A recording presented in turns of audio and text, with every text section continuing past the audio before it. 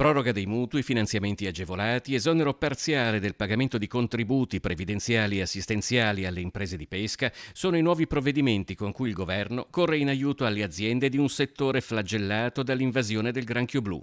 I due decreti firmati dal ministro Francesco Lollobrigida si inquadrano nella modifica di applicazione del Fondo di solidarietà nazionale, fino ad ora utilizzato solo per il settore agricolo, adesso esteso anche alla pesca e all'acquacoltura. Le nostre imprese avranno finalmente accesso ad interventi compensativi come la proroga fino a 24 mesi delle rate dei mutui, l'esonero parziale del pagamento dei contributi previdenziali e assistenziali, nonché l'accesso a finanziamenti agevolati.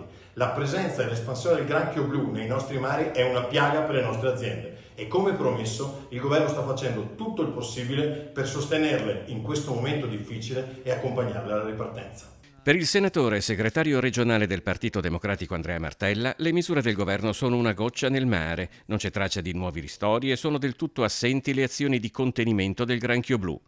Presentando l'intervento, invece, il ministro Lollobrigida ha parlato di una svolta per la pesca e di una grande vittoria per il governo Meloni, definendo immediata la risposta dell'esecutivo ai territori ed alle imprese che stanno vivendo un momento di grandissima difficoltà.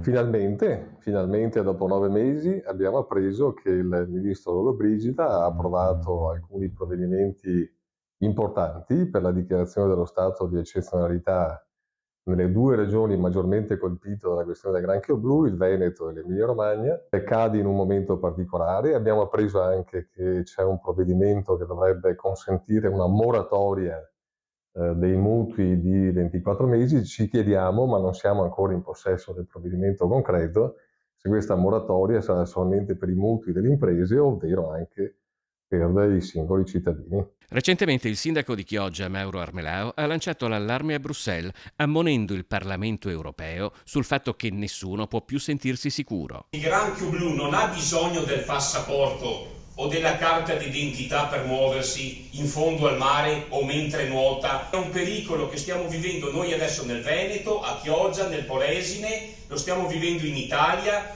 però questo problema può arrivare da domani mattina anche su altre coste.